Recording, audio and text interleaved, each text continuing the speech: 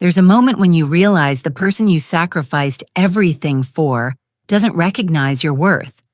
For me, that moment came on a rainy Tuesday evening when my son Marcus looked me in the eyes and told me I was a burden. I just returned from my meeting with Howard, my boss of 15 years at the accounting firm.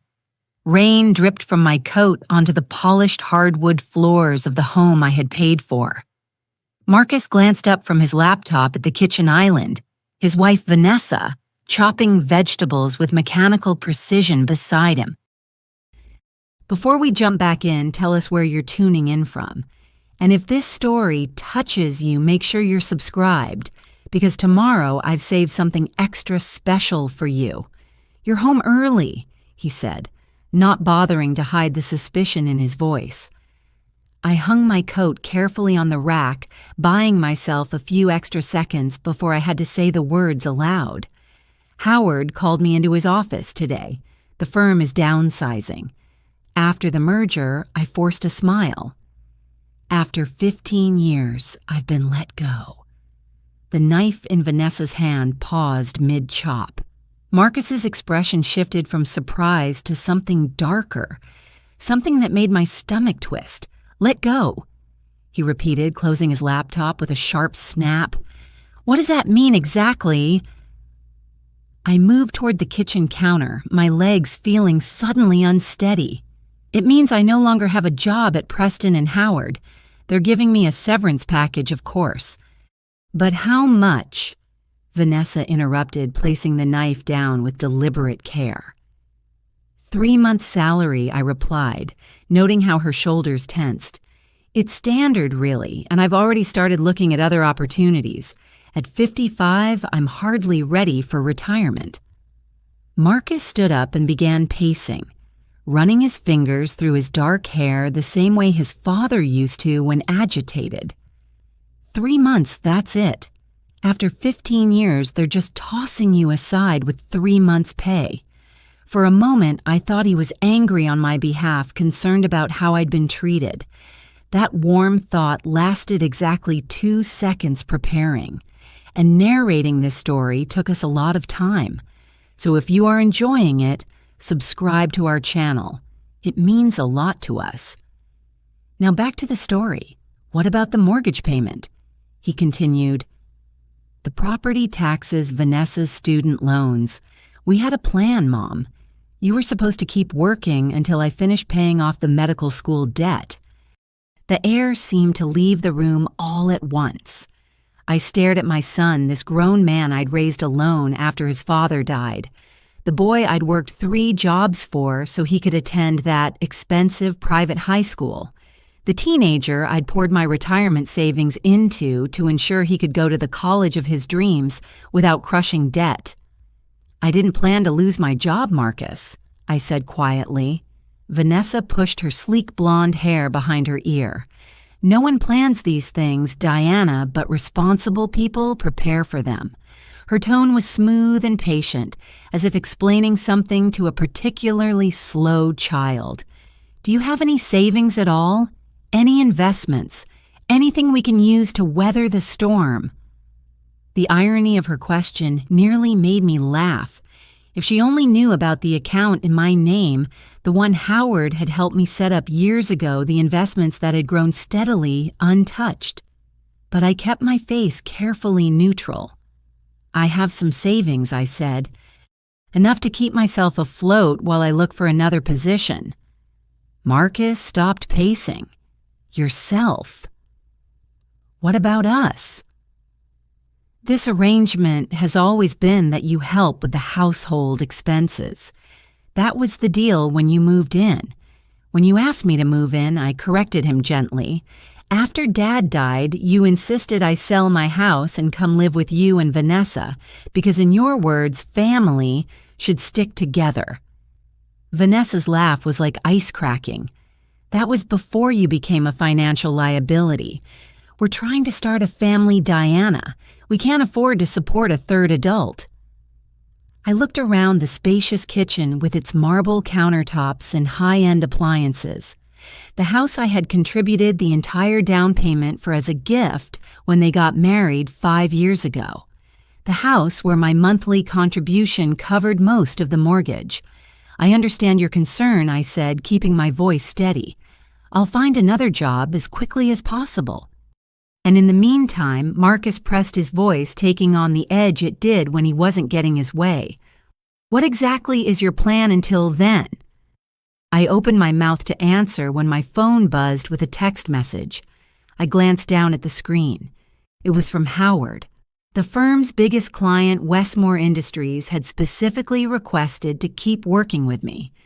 Howard was offering me a private consulting position starting immediately.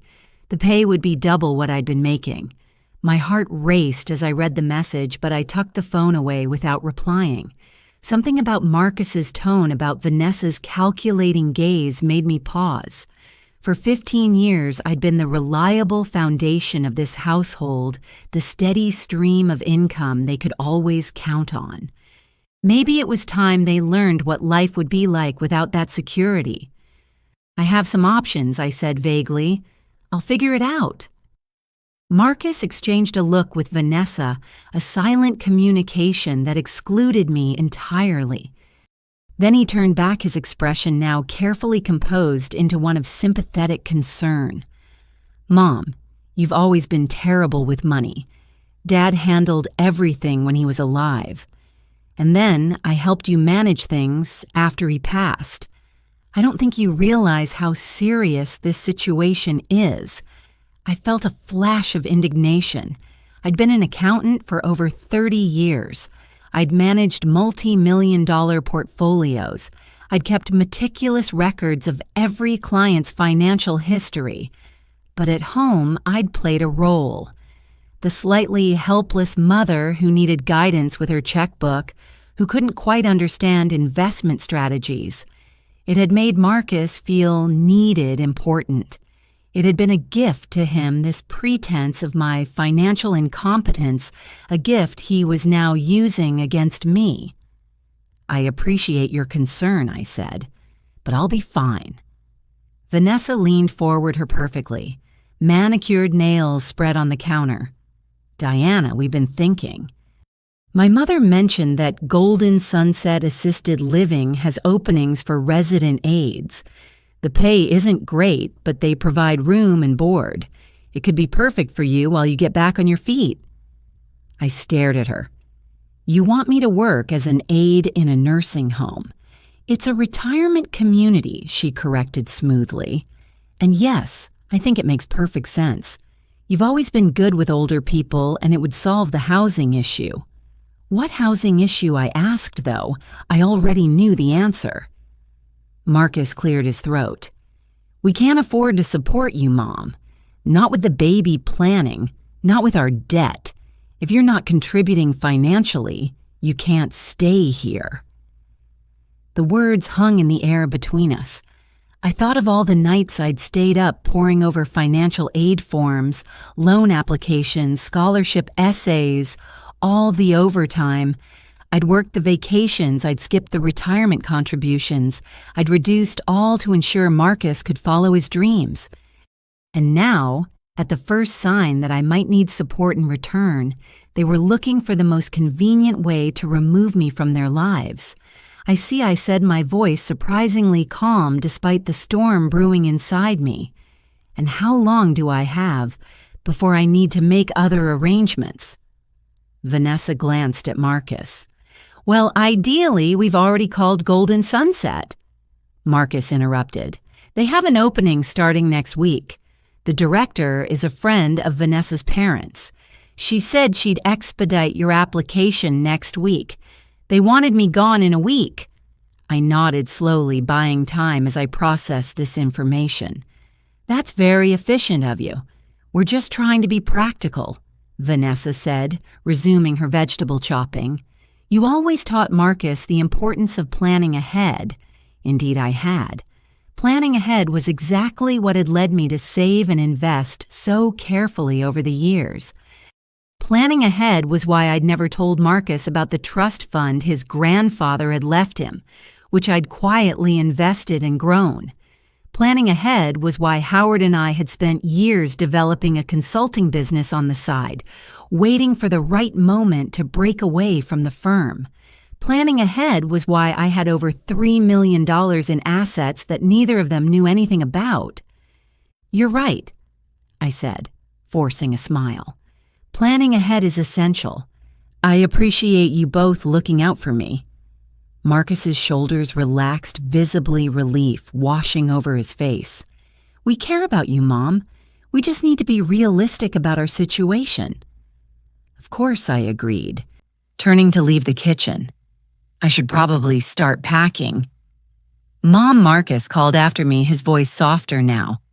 "I know this seems harsh, but it's for the best. You'll see." I paused at the doorway, looking back at my son and his wife in their expensive kitchen, planning how quickly they could remove me from their lives. "Yes," I said quietly. "I believe I will."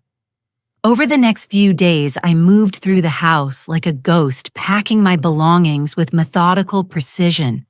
Marcus and Vanessa seemed to take my calm acceptance as a sign of agreement with their plan.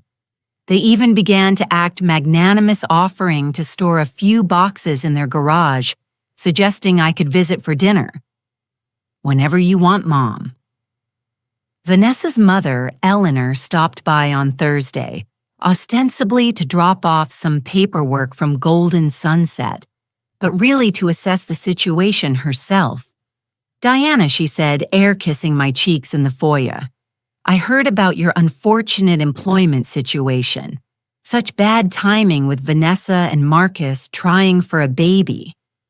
I ushered her into the living room, noting how her eyes swept critically over my simple cardigan and slacks.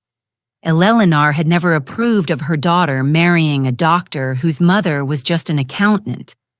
The fact that I'd put Marcus through medical school with my just an accountant salary seemed irrelevant to her.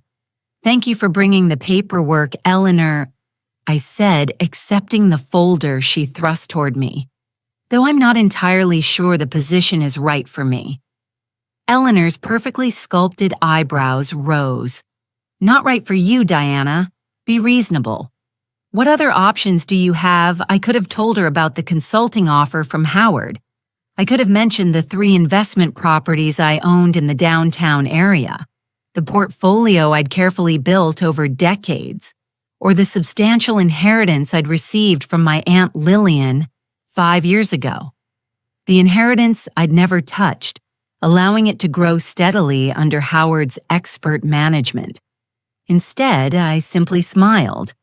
"I'm exploring several possibilities."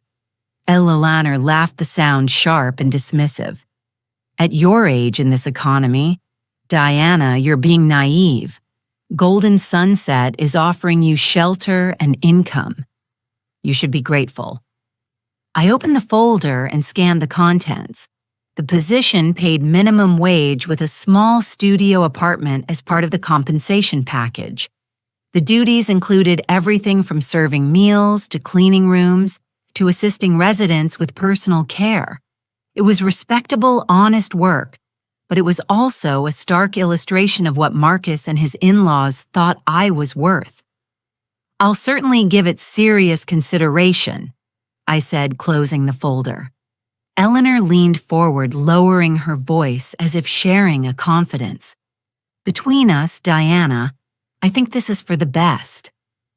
Vanessa has been concerned about your influence on the baby. You know, your relaxed approach to finances. She doesn't want her child picking up bad habits."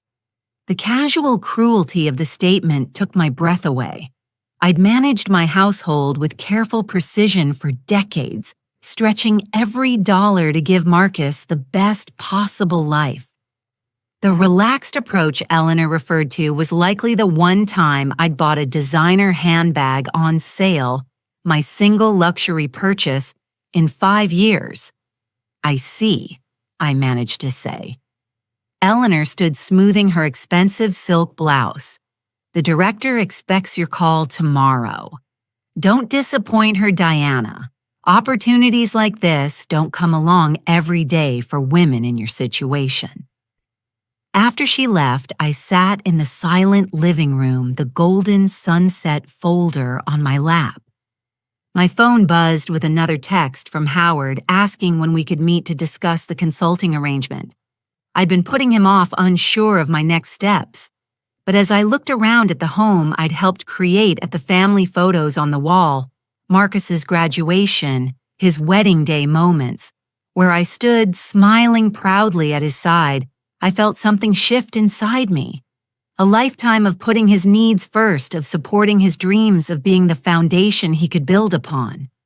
And now, at the first sign that I might need support in return, I was being discarded. I texted Howard back. "Let's meet tomorrow. I'm ready to discuss terms." That night at dinner, Marcus asked if I'd had a chance to review the golden sunset paperwork.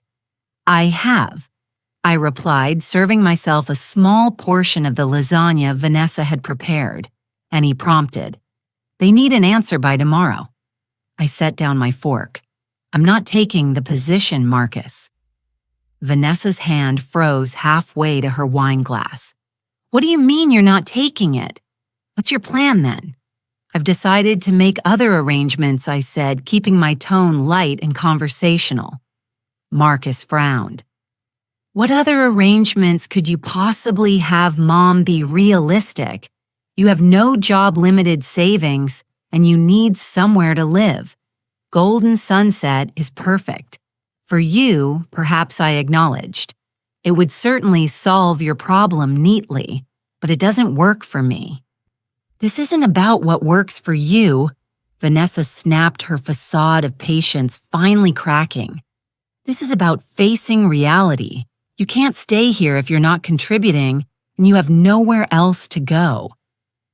I took a sip of water, studying my daughter-in-law's flushed face.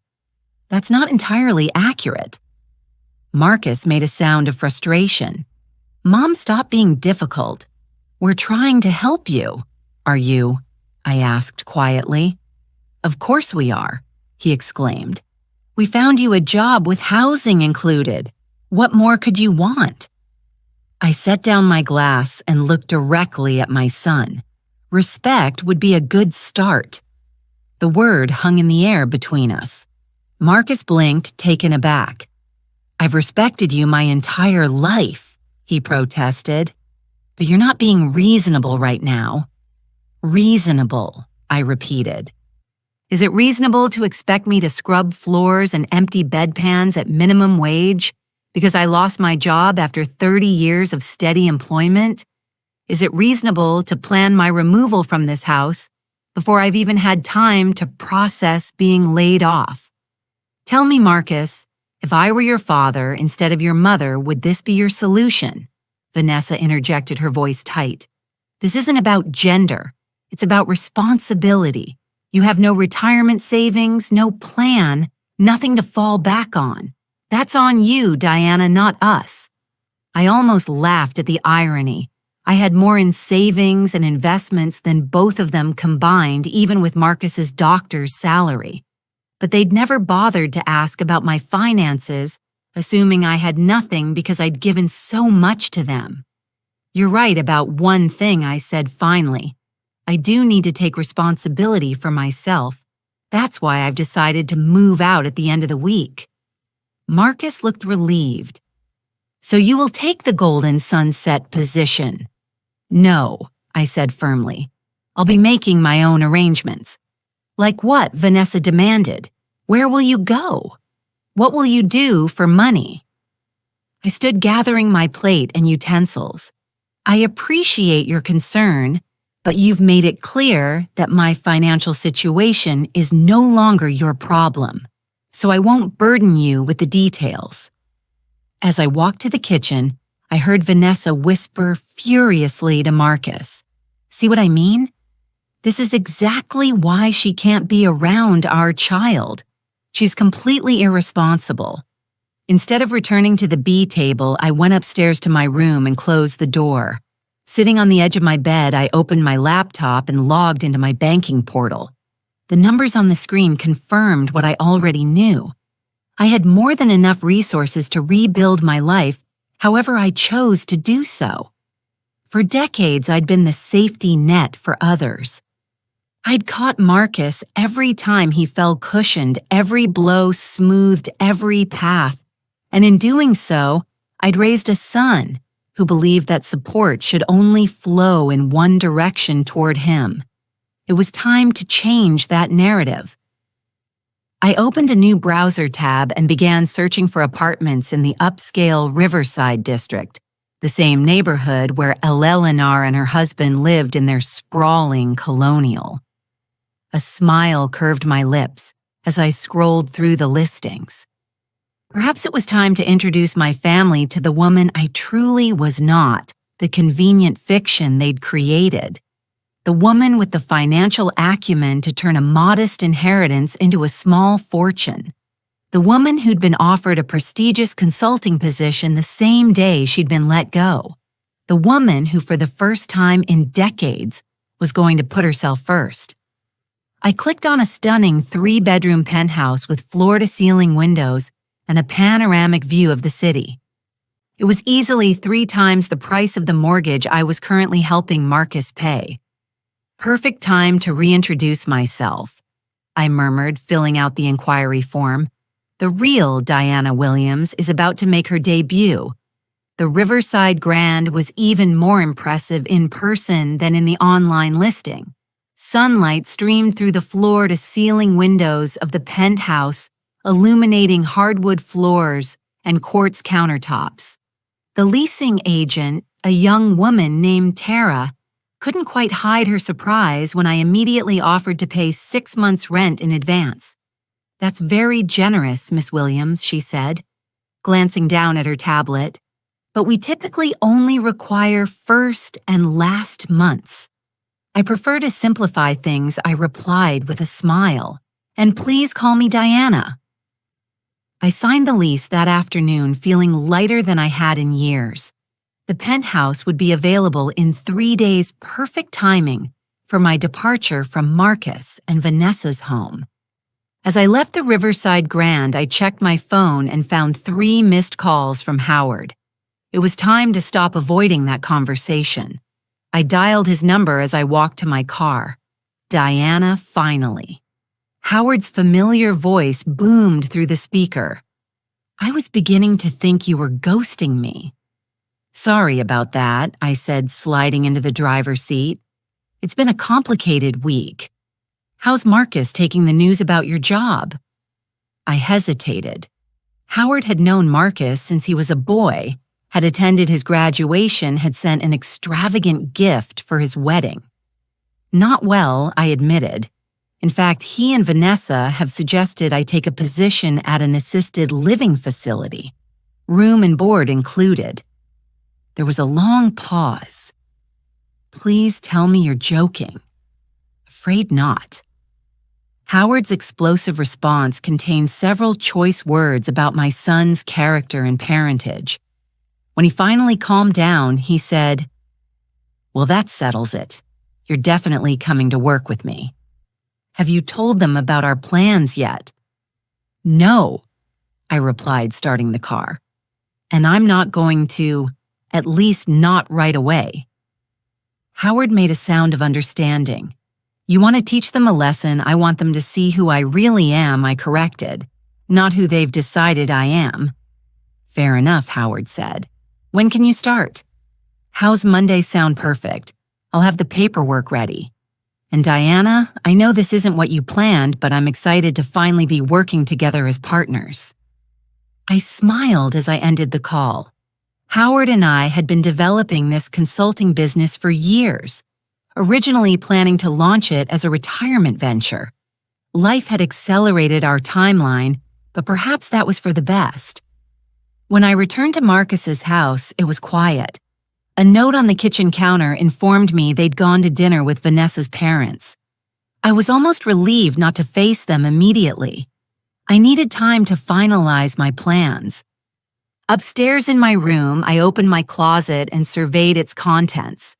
For years, I dressed modestly, buying mid-range clothing that was professional but unremarkable. It was part of the image I'd cultivated, the practical mother, the reliable accountant, the woman who put others' needs before her own. Tomorrow, I would go shopping. The new Diana Williams would need a wardrobe befitting her position and income. Spent the evening sorting through my belongings, separating what I would take to my new life from what I would leave behind. It was a surprisingly emotional process. Each item carried memories connections to the past I was now choosing to redefine. My phone buzzed with a text from Marcus. "Mom, we've decided to extend your deadline. You can stay until the end of the month if you need more time to accept the golden sunset position." The magnanimity of their extension would have been laughable if it weren't so infuriating. They still assumed I had no options, no resources, no agency in my own life. I didn't respond. In the morning, I was drinking coffee when Marcus and Vanessa came downstairs. Vanessa's eyes immediately went to the stacks of boxes in the corner of the living room. "You're packing already?" she asked, unable to hide her surprise. "That's proactive." "I've always believed in being prepared," I replied, sipping my coffee. "I'll be out by Saturday." Marcus frowned. "Mom, I texted you last night. We're giving you until the end of the month. That's very generous but unnecessary. I've made other arrangements." "What other arrangements?" Vanessa demanded, crossing her arms. "You keep saying that, but you haven't provided any details." I set down my cup. "You're right, I haven't. Just as you didn't provide any details when you decided I needed to leave. You simply informed me of your decision." Marcus's face flushed. "That's different. We were trying to help you." "Were you," I asked, raising an eyebrow, "or were you solving a problem? Your problem, not mine." "This is ridiculous," Vanessa snapped. "You're being childish. If you have some sort of plan, just tell us what it is." I stood smoothing my slacks. "I have an appointment this morning, so I should get going. But don't worry, you'll find out about my plans soon enough." As I walked toward the door, Marcus called after me. "Mom, wait. Did you even call golden sunset? They're expecting to hear from you." I paused, hand on the doorknob. "I won't be taking that position, Marcus. But thank Eleanor for thinking of me." Before either of them could respond, I was out the door. The personal shopper at Neiman Marcus was professional and discreet, helping me select a wardrobe that reflected my new status without being ostentatious. Tailored suits in subtle, expensive fabrics, cashmere sweaters, designer shoes that were both elegant and comfortable. By the time we finished, I had spent more on clothing in one day than I had in the previous 5 years combined. "Your items will be tailored and ready by Friday," the shopper assured me. "Will you be picking them up, or would you prefer delivery?" "Delivery, please," I said, providing my new address at the Riverside Grand. Saturday morning would be perfect. Next, I visited the furniture showroom Howard had recommended. The interior designer listened attentively as I described my vision for the penthouse. Modern but warm, sophisticated but comfortable. We selected key pieces that would be delivered and arranged before my move-in date. By late afternoon, I was now exhausted but exhilarated. For the first time in decades, I was making choices based solely on my own preferences, not compromising to accommodate someone else's needs or expectations. My final stop was the bank where I arranged for a cashier's check to cover the 6 months' rent. The bank manager who had handled my accounts for years couldn't quite hide his surprise at the size of the withdrawal. "This is quite a sum, Miss Williams," he commented. "May I ask what it's for?" "I'm moving to the Riverside Grand," I replied, enjoying the slight widening of his eyes. The Riverside Grand was well known as the most exclusive address in the city. "I see," he said, his entire demeanor shifting subtly. "In that case, perhaps we should discuss our premium client services. With your portfolio, you qualify for several benefits you're not currently utilizing." I smiled. "I'd appreciate that, but it will have to wait for another day. I'm in the middle of a significant life transition." Of course, he agreed, processing the check. "Whenever you're ready, we're here to serve you."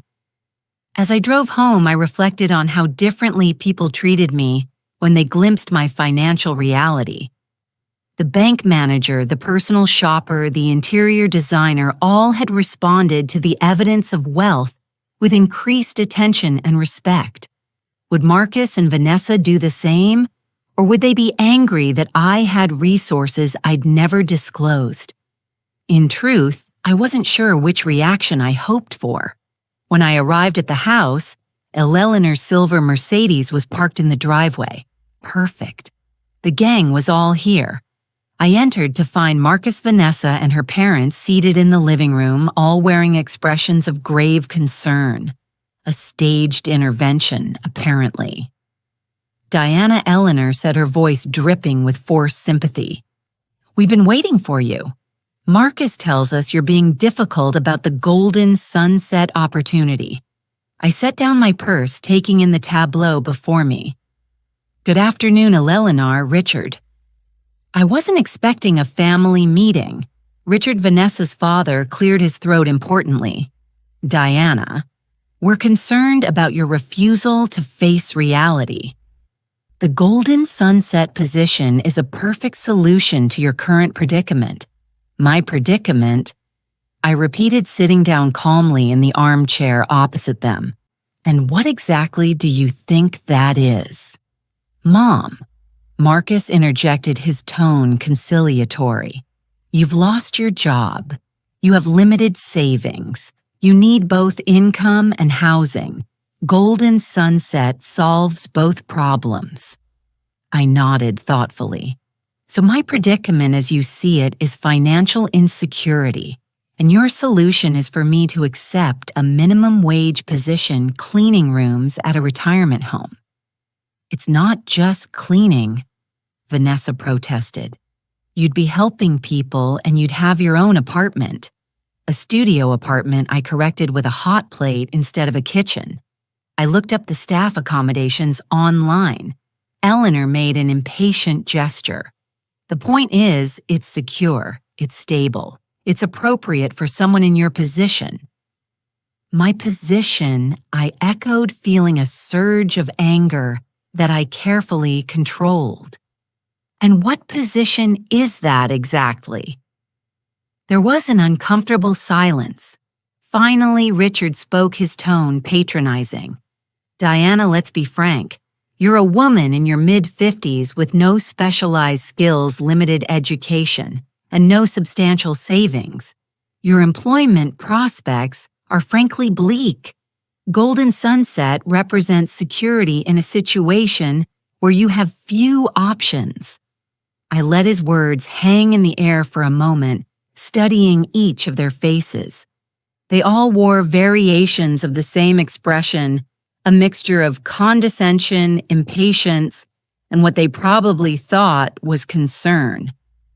"I appreciate your candid assessment," I said finally, "though I feel compelled to correct a few misconceptions." I turned to Marcus. "First, I'm not being difficult about golden sunset. I'm declining a position that doesn't align with my career goals or financial needs." "Career goals," Vanessa scoffed. "Diana, be realistic." I ignored her, continuing steadily. "Second, I don't have limited savings. I have substantial financial resources, including investment properties and a diversified portfolio." Marcus blinked, confusion crossing his face. "What are you talking about? You've never mentioned any of this before. You never asked," I replied simply. "You assumed, and I allowed that assumption to stand. That was my mistake." Eleanor rolled her eyes dramatically.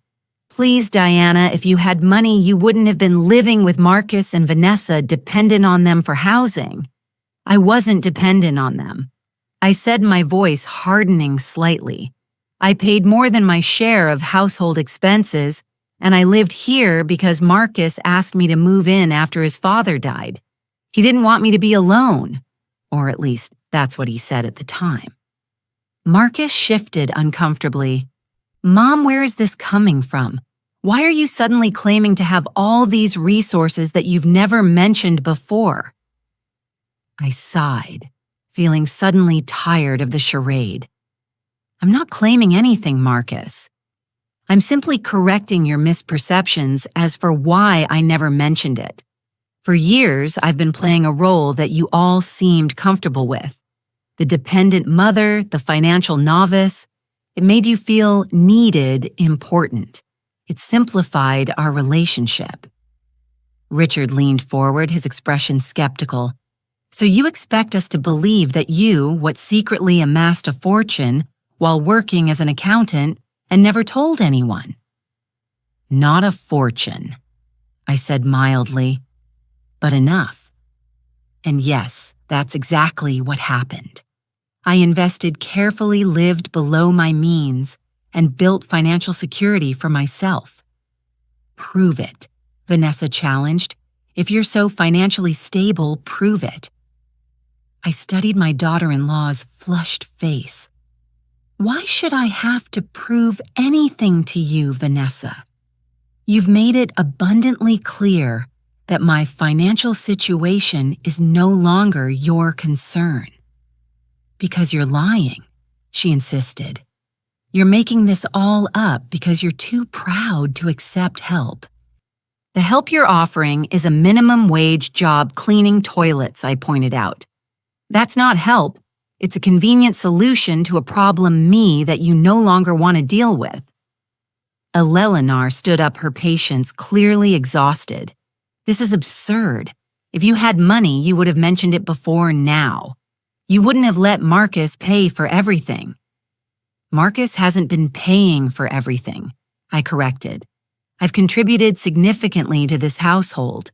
And as for why I didn't mention my resources, perhaps I wanted to see who would stand by me when they thought I had nothing to offer. Now I know. A heavy silence fell over the room.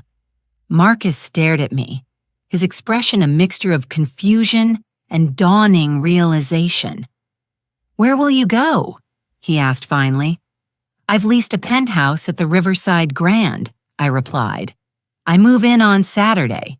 Eleanor barked out a laugh. The Riverside Grand. Do you have any idea what those units cost? You're being ridiculous, Diana. I reached into my purse and removed the lease agreement along with the cashier's check. I placed them on D, the coffee table. 6 months' rent paid in advance, I said quietly. I signed the final paperwork tomorrow. Richard picked up the check, his eyes widening as he registered the amount. He passed it to Eleanor, whose face drained of color. This is real, she stammered, looking from the check to me with new eyes. Yes, I agreed. It is. Vanessa snatched the check from her mother's hands, staring at it in disbelief. I don't understand. If you had this kind of money, why did you pretend to need our help? Why did you let us think you were broke? I supplied. I never said I was broke, Vanessa.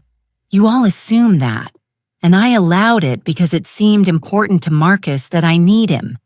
Just as his father needed him, just as everyone in his life has always needed him in one way or another, I turned to my son, whose face had gone very still.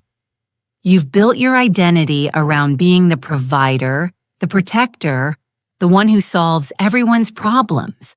I played along because it made you happy, because after your father died, it seemed like the least I could do. Marcus shook his head slowly. Mom, that's not what happened. You've always been bad with money. Dad always said so. Your father said a lot of things, I replied evenly. Not all of them were true. I stood up, gathering my purse. I'll be staying at a hotel until Saturday. You can reach me on my cell if needed.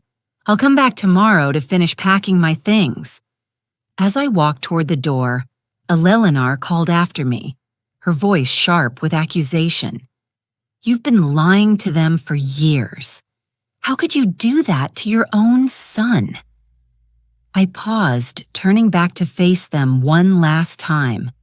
I never lied. I simply chose not to correct your assumptions. There's a difference. With that, I walked out, closing the door gently behind me. In the driveway, I paused, drawing a deep breath of the evening air. For the first time in decades, I felt truly free. Not just from financial constraints, but from the weight of others' expectations and the limitations of the role I'd allowed myself to play. Tomorrow would bring its own challenges. Marcus and his family would have questions, demands for explanation, perhaps even anger at what they would perceive as deception. But for tonight, I had taken the first step toward reclaiming my life and my identity. As I drove away from the house that had never truly felt like mine, I smiled at the thought of the new home waiting for me, a space that would reflect who I really was, not who others expected me to be. The real Diana Williams was finally stepping into the light. The Somerset Hotel felt like a sanctuary after the tension of the confrontation with Marcus and his in-laws. I checked into a corner suite overlooking the city park, ordered room service, and spent the evening in blissful silence. No disapproving glances, no thinly veiled criticism, just peace and the luxury of solitude. My phone buzzed periodically with texts from Marcus, alternating between demands for explanation and attempts at reconciliation. I read them all, but responded to none. There would be time for conversations later when the shock had worn off and we could speak as equals rather than as provider and dependent. In the morning, I met Howard for breakfast in the hotel restaurant to finalize our consulting arrangement. He looked up from his newspaper as I approached, his eyes widening appreciatively at my appearance. I'd worn one of my new purchases, a tailored navy suit with subtle gold accessories, a far cry from my usual practical wardrobe. "Diana Williams," he said with a low whistle. "You clean up nicely." I laughed, sliding into the chair across from him. Amazing what happens when you start dressing for yourself rather than trying to look like someone's sensible mother. Howard studied me with the shrewd gaze that had made him such a successful financial advisor. "You seem different, lighter somehow." "I feel different," I admitted. "It's strange how liberating it is to stop pretending to be less than you are." Howard nodded, understanding immediately. "You finally told Marcus the truth." "Part of it," I said, accepting the coffee the waiter poured. I showed them the lease for the penthouse and the cashier's check for 6 months' rent. They were surprised. Howard snorted. I bet they were. "Did you tell them about our business venture?" "Not yet," I replied. "I thought I'd save something for the housewarming party." Howard's booming laugh drew glances from nearby tables. "I've waited years to see this side of you, Diana. It suits you." We spent the next hour reviewing contracts and discussing our first clients. Westmore Industries had already signed on, along with 2 other major corporations from Howard's portfolio. The projected income for our first year of operations was substantial, more than double what I'd been earning at the firm. "This feels right," I said, signing the final document that made our partnership official. Though I have to admit, I never expected to be launching a new business at 55. Howard raised his coffee cup in a mock toast to new beginnings at any age. After breakfast, I returned to Marcus's house to finish packing my belongings. I'd timed my visit, carefully arriving when I knew both Marcus and Vanessa would be at work. To my surprise, I found Marcus sitting at the kitchen table, staring into a cup of coffee. He looked up when I entered, his expression unreadable. "You're supposed to be at the hospital," I said, setting down my purse. "I called in," he replied. "We need to talk." I nodded, taking the seat across from him. "Yes, I suppose we do." Marcus studied me for a long moment, taking in my new clothes, my carefully styled hair, the subtle makeup I'd applied that morning. "You look different," he said finally. "I am different," I replied. "Or rather, I'm allowing myself to be who I've always been instead of who you needed me to be." He flinched slightly at that. "Mom, I don't understand. All these years you let me think you were struggling financially. You let me worry about your future, your retirement. Why would you do that?" I considered my response carefully. "After your father died, you were so determined to take care of me. It seemed to give you purpose, a sense of control, during a time when everything felt chaotic. At first, I just didn't correct your assumptions because it seemed to comfort you. And then it became a pattern, a dynamic between us that I didn't know how to change." "So you lied to me," he said flatly. "I allowed you to believe what you wanted to believe," I corrected. "There's a difference." Marcus ran a hand through his hair, a gesture so reminiscent of his father that it made my heart ache.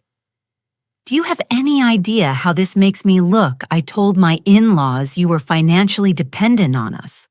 I let them believe I was supporting you. Of course, that would be his primary concern, how this reflected on him, not how he had treated me." "I'm sorry if this is embarrassing for you," I said, keeping my voice even. "That wasn't my intention." "Then what was your intention?" he demanded. "What exactly were you trying to accomplish by keeping all this from me and then springing it on everyone, like some kind of gotcha moment?" I sighed, feeling suddenly tired. "I didn't plan this, Marcus. I planned to continue our arrangement indefinitely. It was working for both of us. But then I lost my job. And instead of showing concern for me, for the mother who raised you single-handedly after your father died, who put you through medical school, who has supported you in every way possible, your first thought was how quickly you could get rid of me." Marcus had the grace to look ashamed. "That's not fair." "We were trying to help you." "Were you?" I asked quietly. "By suggesting I take a minimum wage job cleaning toilets at a retirement home. By calling ahead to secure the position before even discussing it with me. By giving me a week to pack up my life and leave the home I've been contributing to financially for years. Was that really help, Marcus? Or was it a convenient solution to a problem you didn't want to deal with?" He was silent, staring down at his hands. "The truth is," I continued, "I didn't reveal my financial situation before because it never seemed necessary. Our arrangement was working. I was happy to contribute to your household to help you build your life with Vanessa. But the moment you decided I was a burden rather than an asset, everything changed." Marcus looked up, his expression pained. "Mom, we never said you were a burden. You didn't have to say it," I replied. "Your actions made it perfectly clear." A heavy silence fell between us. Outside, a lawnmower droned in the distance, a mundane sound that seemed oddly discordant with the emotional weight of our conversation. "So what happens now?" Marcus asked finally. "You move into your fancy penthouse and we just pretend none of this happened?" I shook my head. "I don't know, Marcus. That depends on you as much as me. I'm not cutting you out of my life. I'm just changing the terms of our relationship. I won't be the dependent mother anymore, the one who needs your guidance and protection. I'll be an independent woman with my own life, my own resources, my own priorities. And if I can't accept that the question hung in the air between us both challenge and lament, then I'll be sorry," I said softly. "But I won't go back to pretending to be less than I am to make you feel more secure in your role." Marcus nodded slowly, absorbing this. "I need some time to process all this." "Of course," I agreed, standing up. "I'll finish packing and be out of your way." As I turned to leave, Marcus spoke again, his voice smaller than I'd heard it in years. For what it's worth, I am sorry about how we handled things. It wasn't our finest moment. It wasn't much, but it was something. A crack in the armor of self-righteousness, a glimmer of the compassionate boy I'd raised. Thank you for saying that, I said, and went upstairs to finish packing. By Friday afternoon, everything was arranged. My belongings had been moved to the Riverside Grand. My new furniture was being delivered and set up, and I had officially extricated myself from Marcus's home. It had been a whirlwind few days, exhausting, but exhilarating. I spent my last night at the Somerset Hotel planning to move into the penthouse the following morning. I was just stepping out of the shower when my phone rang, Vanessa's name flashing on the screen. I hesitated before answering. Hello, Vanessa. Diana, her voice was tense, controlled. I think we need to talk. I wrapped my robe more tightly around me. I agree, but perhaps this would be better in person once I'm settled in my new place. This can't wait, she said firmly. I need to understand what's happening. 1 minute you're the helpless mother-in-law we need to find a place for, and the next you're leasing a penthouse that costs more per month than our mortgage. It doesn't make sense. I sat down on the edge of the bed. What exactly is your question, Vanessa? There was a pause, and when she spoke again, her voice was harder. Were you playing us all these years, pretending to need our help while secretly sitting on a pile of money? Was it some kind of test? It wasn't a test, I said carefully. I never pretended to need your help. You and Marcus assumed I did, and I allowed that assumption to stand because it seemed important to him to feel like he was taking care of me. That's manipulation, she accused. Perhaps I acknowledged. Or perhaps it was a mother trying to give her son what he needed emotionally, even at the cost of her own authentic self-expression.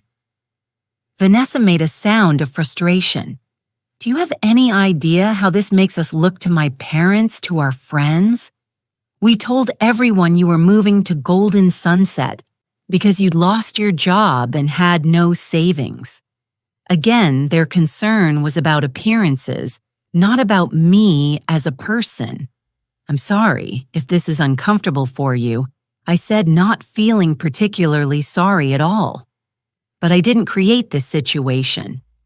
You and Marcus did when you decided that my value to your household was purely financial. That's not fair, Vanessa protested. We were concerned about you. We were trying to help. By finding me the cheapest possible living arrangement and job combination so you wouldn't have to feel guilty about kicking me out, I asked. That's not concern, Vanessa. That's convenience disguised as caring. She was silent for a moment. When she spoke again, her voice was colder. Marcus says you have some kind of business arrangement with Howard. Is that true? Yes, I confirmed. We're launching a consulting firm. Our first clients are already signed. Another pause. So you're not just financially secure, you're actually wealthy. I chose my words carefully. I have sufficient resources to live comfortably and pursue the career I want. Yes. And did Marcus know about any of this? Did you ever tell him the truth? No, I admitted. I didn't. Why not? She demanded. He's your son. He deserved to know. I closed my eyes, feeling the weight of years of chosen silence, because Marcus needed to believe he was taking care of me. It was fundamental to how he saw himself after his father died. I couldn't take that away from him. Vanessa began, then stopped abruptly. When she continued, her voice was quieter. It's actually quite sad, Diana, for both of you. The unexpected insight caught me off guard. Yes, I agreed softly. I suppose it is. There was a long silence on the line. I don't know where we go from here, Vanessa said finally. He's struggling with all this. He feels betrayed, embarrassed. And my parents are furious. They think you deliberately made fools of us all. I understand, I said, and I'm willing to give everyone time to process this, but I won't apologize for finally choosing to live authentically, even if the timing was forced by circumstances. We're supposed to be a family, Vanessa said, an edge of accusation in her voice. Yes, I agreed. And families support each other through difficult times. They don't look for the most convenient way to discard members who are temporarily vulnerable. The truth of my words hung heavily between us. I should go, Vanessa said finally. I needed to understand. And do you understand? She sighed a sound both frustrated and resigned. I'm not sure. Maybe a little. After we hung up, I sat for a long time staring out the hotel window at the city lights. The conversation with Vanessa had been surprisingly thoughtful, certainly more nuanced than I'd expected. Perhaps there was hope for a genuine relationship between us after all, not the forced proximity of living together, but something built on mutual respect and understanding. The next morning, as I prepared to check out of the hotel, the desk clerk handed me an envelope. This was delivered for you early this morning, Miss Williams. Inside was a card, expensive stationery with a handwritten note.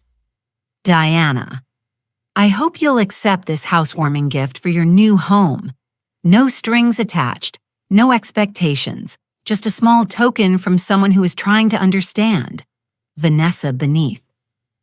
The card was a gift certificate for a local art gallery, one I'd mentioned admiring during a family dinner months ago. It was a surprisingly thoughtful gesture, an olive branch I hadn't expected. As I drove to the Riverside Grand, I felt a complex mixture of emotions, pride in my new beginning, sadness for the years of pretense, hope for a more authentic relationship with my son and daughter-in-law. The road ahead was uncertain, but for the first time in decades, it was truly mine to navigate. The concierge greeted me warmly as I entered the lobby. Ms. Williams, welcome home. Your furniture has been delivered and arranged according to your specifications. The designer left this for you. He handed me a folder containing photos of my completed apartment.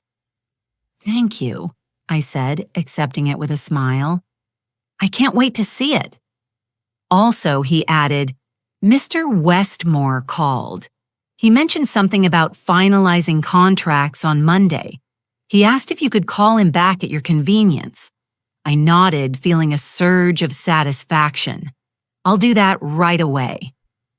As the elevator carried me upward to my new home, I reflected on the whirlwind of the past week. In 7 days, I had lost a job, been cast aside by my son, revealed my financial independence, secured luxury housing, and launched a new business.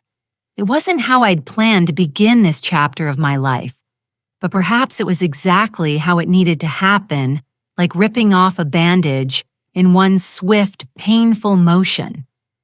The elevator doors opened directly into my penthouse foyer, revealing a space filled with natural light, elegant furnishings, and breathtaking views of the city. It was everything I'd envisioned, and more. Not just an apartment, but a statement of who I truly was. I wandered through the rooms, trailing my fingers along smooth countertops and plush fabrics, admiring how perfectly the designer had captured my vision. In the master bedroom, floor-to-ceiling windows framed the city skyline, a vista I'd be waking up to every morning. On the bedside table sat a small silver frame containing a photo I didn't recognize. I picked it up, curious. It was an old picture of me holding Marcus as a baby, both of us laughing at something off-camera. I'd forgotten this moment existed, this perfect capture of maternal joy. Where had it come from? A small note was tucked into the corner of the frame. I found this while cleaning out some old boxes. Thought you might want it for your new place. I sank onto the edge of the bed, the photo cradled in my hands. It was a small gesture, but significant, an acknowledgement of our shared history, a tentative reaching out. Perhaps this was how healing would begin.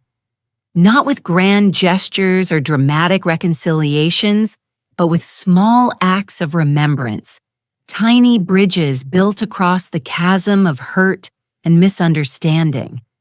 I placed the photo carefully back on the nightstand and walked to the window, gazing out at the city stretching before me. Somewhere out there was my son wrestling with his new understanding of who his mother truly was. Somewhere was Vanessa, perhaps seeing me as a person in my own right for the first time, and somewhere were Howard and our clients. The beginning of a professional legacy I could be proud of.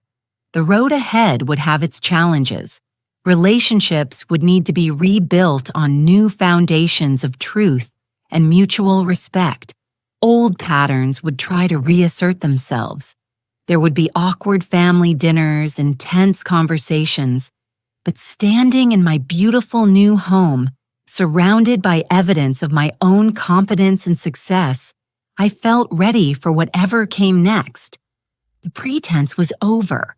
The mask was off. The real Diana Williams had stepped into the light, and she wasn't going back into the shadows. Not for anyone. My first week in the penthouse passed in a blur of activity. Monday morning, I met Howard at our newly leased office space in the financial district, a corner suite with views nearly as impressive as my apartment. The nameplate on the door read, Williams and Preston Financial Consulting, my name deliberately placed first. "What do you think?" Howard asked, watching my reaction as I took in the sleek conference room, the ergonomic workstations, the small but elegant reception area. "It's perfect," I said, running my hand along the polished surface of the conference table. Though I'm still getting used to seeing my name on the door. Howard grinned. "Get used to it. By this time next year, I'm betting it'll be on the building directory too. Our first client meeting was scheduled for that afternoon. The CEO of Westmore Industries and his executive team. I spent the morning reviewing their financial portfolios, familiarizing myself with the specifics of their corporate structure, preparing to demonstrate exactly why they'd been right to request me specifically. At noon, Howard knocked on my office door. "Ready for lunch?" "There's a great bistro around the corner." I glanced up from my laptop. Rain check. "I'd like to finish going through these quarterly reports before the meeting." Howard studied me for a moment. "Diana, I've known you for 15 years and I've never seen you this focused. It's a little intimidating if I'm being honest." I smiled. I've spent decades holding back Howard, playing a role being less than I am. Now I'm finally able to bring my full self to the table. "It feels liberating," he suggested. "Exactly." After Howard left, I continued working, losing myself in the familiar comfort of numbers and financial projections. It wasn't until my phone buzzed with a text that I realized how much time had passed. It was from Marcus. "Mom, can we talk dinner this week, maybe?" I stared at the message, conflicting emotions washing over me. Part of me wanted to rush to accept, to rebuild the bridge between us as quickly as possible. Another part, the newly empowered Diana who no longer needed to please everyone, counseled caution. "I'm quite busy with the new business this week," I replied. "Perhaps next week would be better." His response came quickly. "Sure, just let me know when things to discuss." I set the phone down, wondering what those things might be. An apology, further questions about my finances, demands for explanation. It could be any or all of these, and I wasn't sure I was ready for that conversation just yet. The meeting with Westmore Industries went exceptionally well. The CEO, James Westmore, had specifically requested that I handle his accounts after working with me at the previous firm.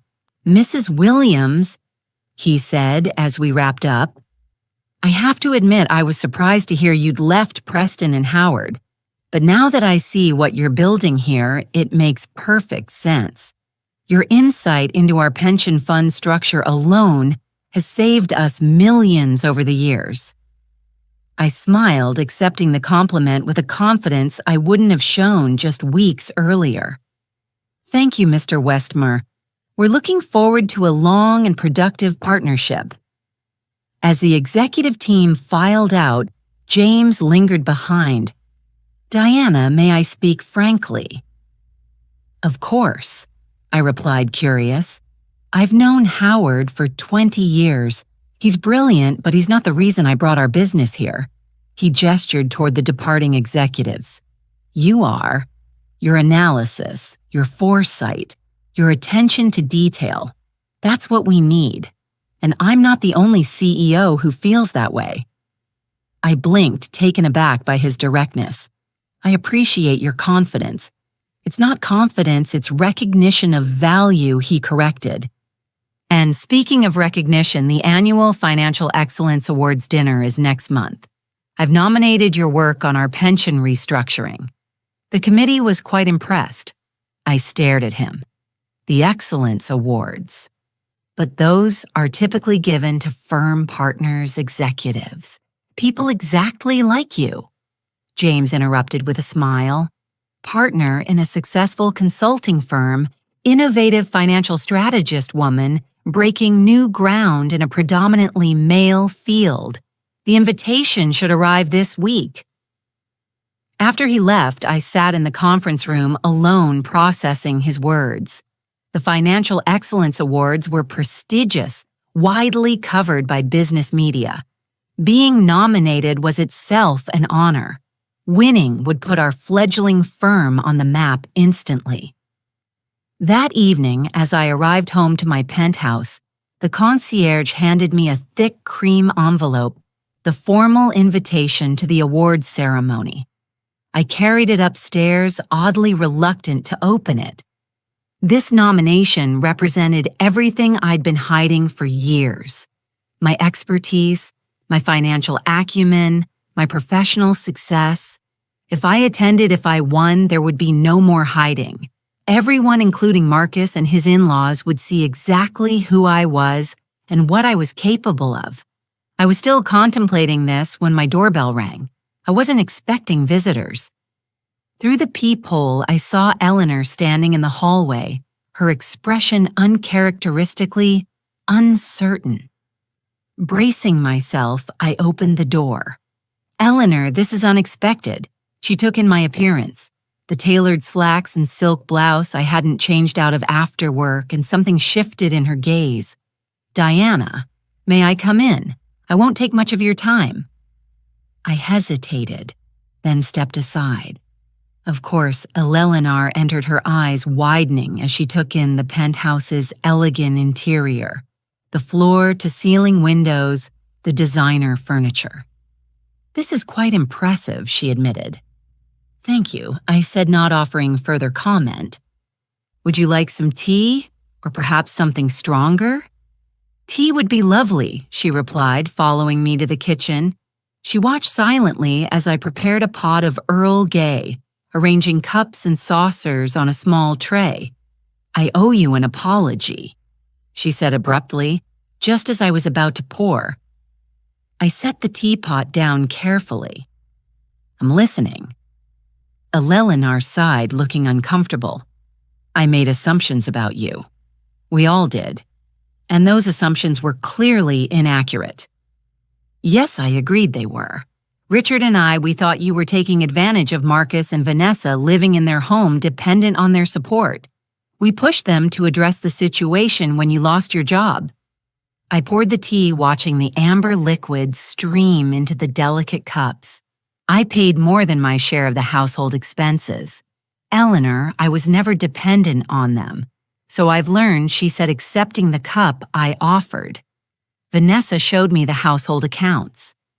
Your monthly contribution was substantial more than the mortgage payment. I nodded, waiting for her to continue. What I don't understand, she said, setting her cup down is why you allowed us to believe otherwise. Why not simply tell us the truth about your finances? I considered her question. Would it have changed how you treated me? Eleanor had the grace to look embarrassed. Perhaps not initially, but it certainly would have changed our reaction to your job loss. Would it? I asked quietly. Or would you simply have found other reasons to see me as unsuitable? My background, my education, my profession, none of these have ever measured up to your standards for Vanessa's family. Eleanor flinched. That's not entirely fair, isn't it? You once told Vanessa at her engagement dinner that you'd hoped she would marry into a family with connections. I was sitting 3 seats away. I didn't think you heard that she murmured. I hear a great deal that people don't think I do, I replied. It's a side effect of being underestimated. Eleanor was silent for a long moment, staring into her teacup. I've been unkind to you. She finally said, and I'm sorry for that. Truly, the apology was unexpected, and I found myself momentarily at a loss for words. May I ask you something? Eleanor continued, not waiting for my response to her apology. How did you do it, build all this? She gestured at the penthouse around us. On an accountant's salary, I smiled slightly. Careful investing, living below my means, understanding market trends. It's what I do professionally, Eleanor. And now you have your own firm, she said, with Howard Preston. Richard mentioned he'd heard about it through his banking connections, Williams and Preston Financial Consulting. I confirmed, we've only been operational for a week and we've already signed 3 major clients. Something shifted in Eleanor's expression. A new respect, perhaps, or simply a reevaluation. Marcus doesn't know how to process all this, she said. He's always seen himself as your protector ever since his father died. Now he's realizing that you never needed his protection at all. I appreciated his concern, I said carefully. But no, I didn't need protection. What I needed was respect, recognition that I'm a capable adult with my own life and my own resources. Eleanor nodded slowly. And now you have that, though perhaps not in the way you would have chosen. No, I agreed. Not in the way I would have chosen. She set her cup down and stood. I should go. Thank you for the tea and for hearing me out at the door. She paused. Vanessa mentioned you're launching your business. There's a charity gala next weekend for the Children's Hospital. Many of the city's business leaders attend. If you're interested in networking, I could arrange an invitation. I studied her, trying to discern her motivation. That's very thoughtful, Eleanor. It's the least I can do, she said simply. After she left, I returned to the living room and picked up the awards ceremony invitation, turning it over in my hands. 2 opportunities to publicly step into my new role to claim my expertise and success without apology or minimization. It was terrifying and exhilarating all at once. My phone buzzed with a text from Howard. How about a housewarming party this weekend? Let's celebrate the business launch in your new place. Small gathering, just a few key people. I smiled, typing back, perfect Saturday evening. The guest list took shape quickly. Howard and his wife, James Westmore, and his partner, a few other business associates. After a moment's consideration, I added Marcus and Vanessa. It was time to bridge the gap to begin building a new kind of relationship, one based on truth rather than comfortable fictions. Their response came later that evening. We'd be honored to attend. Thank you for including us, VM. The formal phrasing spoke volumes about the uncertainty they felt, the careful navigation of our new dynamic, but they had accepted, and that was a beginning. Saturday evening arrived with a flurry of last-minute preparations. The catering was set up, the penthouse gleamed, soft music played in the background. I dressed with care, choosing an emerald green cocktail dress that I'd never have worn in my previous life. Too bold, too eye-catching, too assertive of my femininity. Howard and his wife were the first to arrive, followed by the Wes Moores and several other business associates. The conversation flowed easily, focused primarily on financial markets and business opportunities. I moved through my own home with a confidence that felt both novel and natural, discussing investment strategies and market projections with the city's financial elite. When the doorbell rang again, I knew who it would be. I opened the door I find Marcus and Vanessa standing awkwardly in the hallway, both dressed formally and carrying a gift-wrapped package. "Mom," Marcus said, his voice slightly strained. "You look different. Beautiful." Vanessa corrected, giving her husband a pointed look. "You look beautiful, Diana." "Thank you," I said, stepping aside to let them enter. "I'm glad you could come."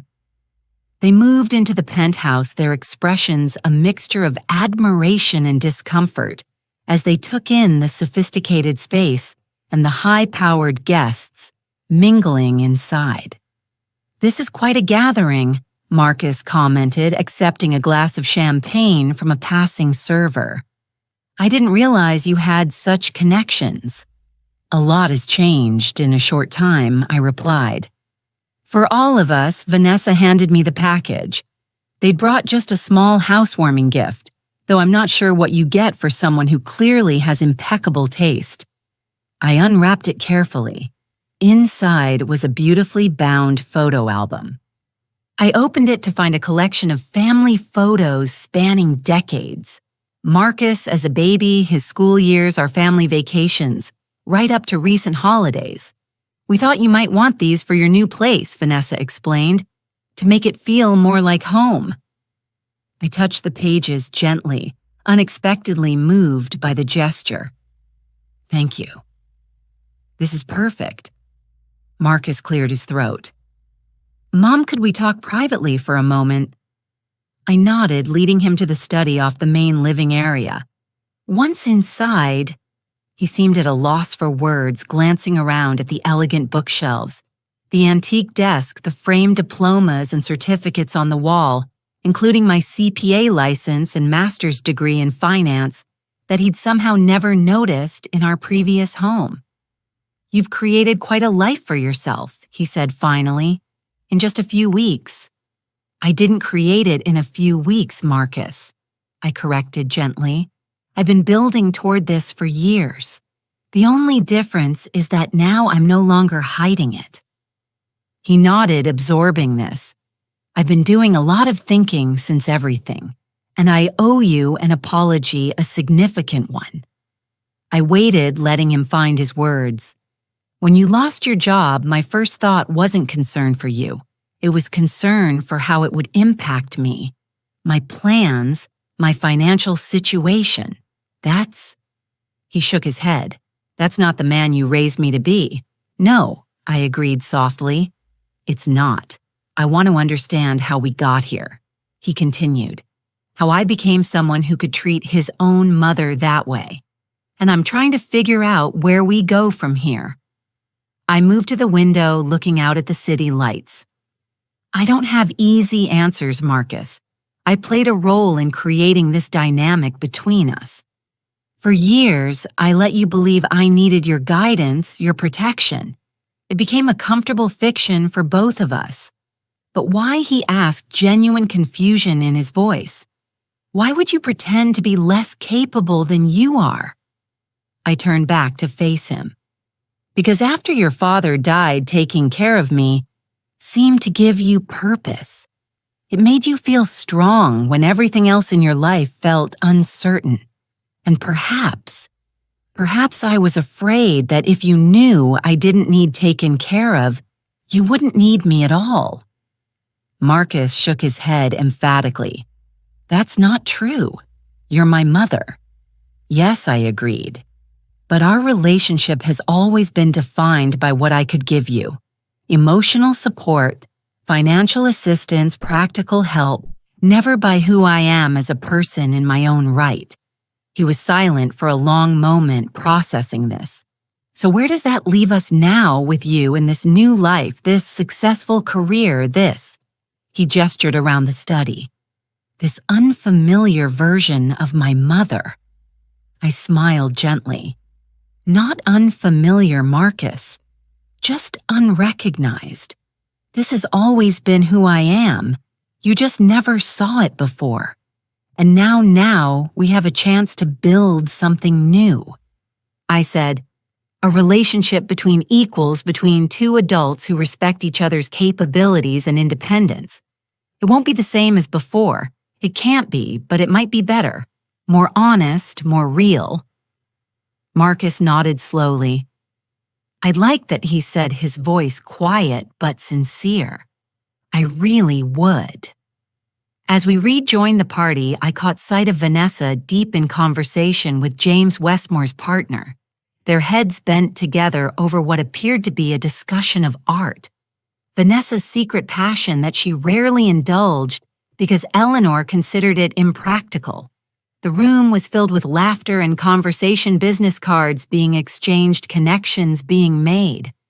Howard caught my eye from across the room and raised his glass in a silent toast. I smiled back, feeling a profound sense of rightness. This was my world now. Not hidden away, not minimized, not apologized for. My success, my expertise, my choices all on full display for the first time, including to my son, who was seeing me clearly at last.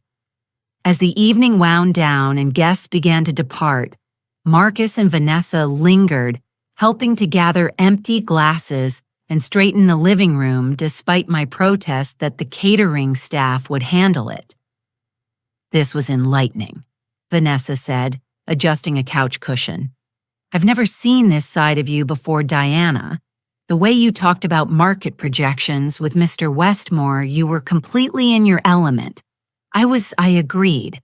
I've always been passionate about financial strategy. It just wasn't something I discussed at family dinners." "Well, that should change," she said decisively. "I'd like to hear more about your work, your real work, not the sanitized version you thought we wanted to hear." I studied my daughter-in-law with new appreciation. Perhaps there was more depth to her than I'd given her credit for.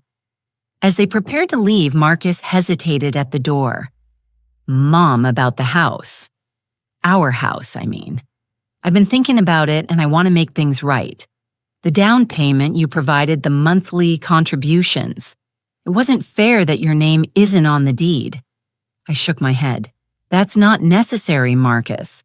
I didn't help you buy that house expecting anything in return." "I know," he said. "That's what makes it worse. You've always given without keeping score. I want to be more like that. More like the person you raised me to be."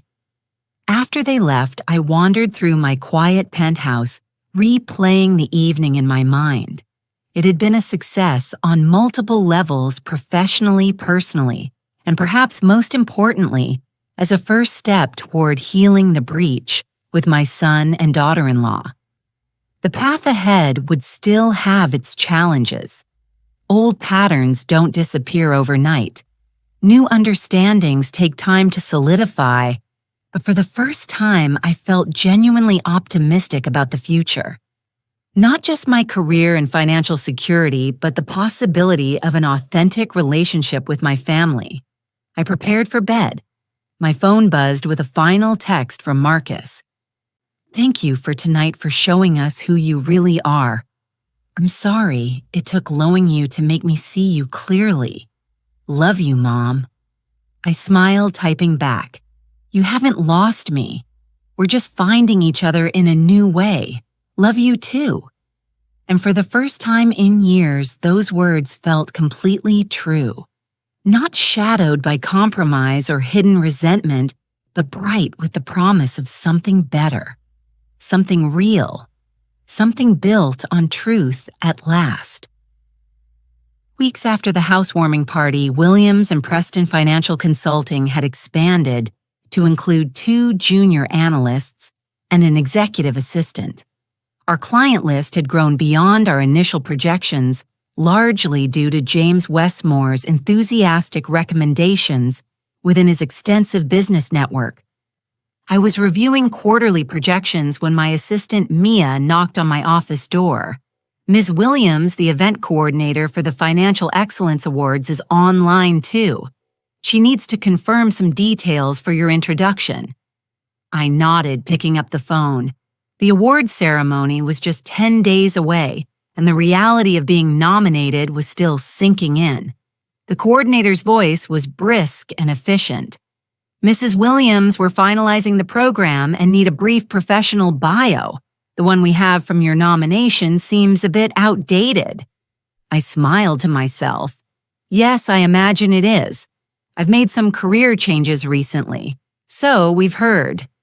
Congratulations on your new venture with Mr. Preston. If you could email an updated bio by the end of the day, that would be perfect. Oh, and we need to know how many guests will be attending with you. You're entitled to a table of 8. After we hung up, I stared at the phone, considering my options. Howard and his wife would attend, of course, but who else? The old Diana would have kept this achievement quiet, minimized its significance, perhaps even declined to attend altogether. But I was no longer that woman. I picked up the phone again and dialed Marcus's number. It went to voicemail. He was likely in surgery. Marcus, it's Mom. I've been nominated for a Financial Excellence Award. The ceremony is next Friday evening. I'd like you and Vanessa to attend if you're available. Let me know. Next, I called Eleanor. Our relationship was still tentative, rebuilding slowly after years of mutual misunderstanding, but her gesture with the charity gala invitation had been a significant olive branch. Diana, she answered, surprise evident in her voice. This is unexpected. I'm calling with an invitation. I said, I've been nominated for a Financial Excellence Award for my work with Westmore Industries. The ceremony is next Friday. I thought you and Richard might like to attend. There was a momentary silence. The Excellence Awards, Diana, that's quite prestigious. Richard has attended several times through his banking connections. Are you sure you want us there? I am, I confirmed. Whatever our past differences, we're still family, and this is an important moment for me professionally. Then we'd be honored. Eleanor said, her tone genuinely warm. Thank you for including us. As I hung up, I reflected on how much had changed in just a few short months. From being dismissed as a financial burden to being recognized for professional excellence, from hiding my capabilities to showcasing them proudly. The transformation wasn't just external. I felt different inside, more authentic, more aligned with my true self. Howard appeared in my doorway, interrupting my thoughts. The Chandler group just called. They want to move up our meeting to tomorrow. Something about restructuring their pension fund before the quarter ends. I nodded, making a note on my calendar. I'll review their portfolio tonight, Howard studied. Me with a thoughtful expression. You know, when we planned this business years ago, I always imagined I'd be the front man, the one bringing in clients. But you've really stepped into that role. Does that bother you? I asked.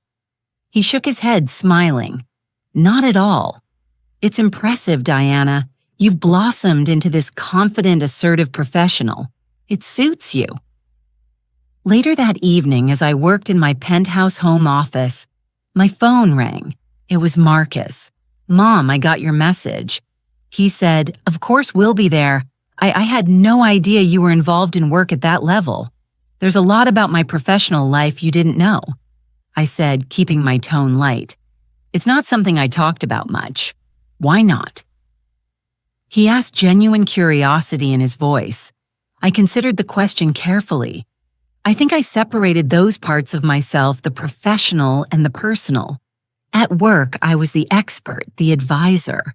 At home, I was just mom. It seemed simpler that way. "Well, Vanessa and I are really proud of you," he said. "And I've been meaning to call anyway. We have some news." My heart quickened. "Oh, Vanessa is pregnant. 12 weeks. We had the genetic testing done and everything looks perfect. It's a girl." For a moment, I couldn't speak, overcome with emotion. "Marcus, that's wonderful. I'm so happy for you both. We want you involved, Mom. Not just as a grandmother who visits occasionally, but really involved. If that's something you'd want." "Of course it is," I said, blinking back unexpected tears. "Nothing would make me happier." "Good," he said, relief evident in his voice. "Because we're going to need your help." "Not financially," he added quickly, "but with everything else. Vanessa and I don't know the first thing about babies." I laughed softly. "No one does until they have one, but I'll be there however you need me." After we hung up, I sat in the quiet of my office absorbing the news. A granddaughter, a new life, a new generation. And this time, I would be fully myself from the beginning. Not just the supportive mother and grandmother, but also the successful professional, the independent woman, the complete person. The following week passed in a whirlwind of client meetings, preparation for the awards ceremony, and a lunch with Vanessa to discuss her pregnancy. She seemed different, more open, less concerned with appearances. When I commented on the change, she smiled woefully. "Having your mother-in-law go from supposedly destitute to highly successful in the span of a week tends to shake up your priorities," she admitted. It made me question a lot of the values my parents instilled in me about what really matters, what success really means. "And what did you conclude?" I asked, curious. She considered the question seriously, that authenticity matters more than appearances, that relationships should be based on mutual respect, not power dynamics, that I want my daughter to see me as a whole person, not just as her mother. I reached across the table and squeezed her hand. "Those are valuable lessons, ones I had to learn the hard way." "I'm sorry we were part of that hard way," she said quietly. "That Marcus and I treated you like you were nothing more than a financial consideration." "We all contributed to that dynamic," I replied. "But what matters is that we're changing it now." The night of the Financial Excellence Awards arrived with a flurry of activity. I had my hair and makeup done professionally, another first, and dressed in a midnight blue gown that the stylist had assured me was perfect for the occasion. As I studied my reflection in the mirror, I barely recognized myself, not because of the elegant hairstyle or the sophisticated makeup, but because of the confidence in my gaze, the straightness of my posture, the unapologetic presence I now embodied. Howard and his wife picked me up both awesive in their compliments. "The competition doesn't stand a chance," Howard declared as we drove to the venue. "Your work on the Westmore pension restructuring was revolutionary. Let's not get ahead of ourselves," I cautioned, though secretly pleased by his confidence. "Being nominated is honor enough." The hotel ballroom was transformed for the evening with elegant table settings, dramatic lighting, and a small stage at the front. As we entered, I spotted Marcus and Vanessa at our assigned table, along with Eleanor and Richard. The final 2 seats would be filled by James Westmore and his partner. Mom Marcus said, standing as we approached, "You look incredible." Eleanor nodded in agreement, her expression genuinely admiring. "Truly stunning, Diana. That color is perfect on you." We settled in making introductions where necessary. I noticed Richard engaging Howard in conversation, professional interest, evident in his expression. Eleanor and Vanessa spoke quietly together, while Marcus asked James thoughtful questions about his business. It was surreal seeing my personal and professional worlds merge so seamlessly. Ladies and gentlemen, the MC announced, please take your seats. The 15th Annual Financial Excellence Awards ceremony is about to begin. The first few awards were presented for categories like Innovation in Banking and Outstanding Risk Management. Each recipient gave a brief acceptance speech, focusing mainly on thanking colleagues and mentors. I tried to focus on their words, but my nerves were mounting as my category Excellence in Pension Fund Restructuring approached. And now the MC continued. Our next category celebrates innovative approaches to managing pension funds that enhance long-term security while optimizing current returns. The nominees he read off 4 names, including mine, while brief,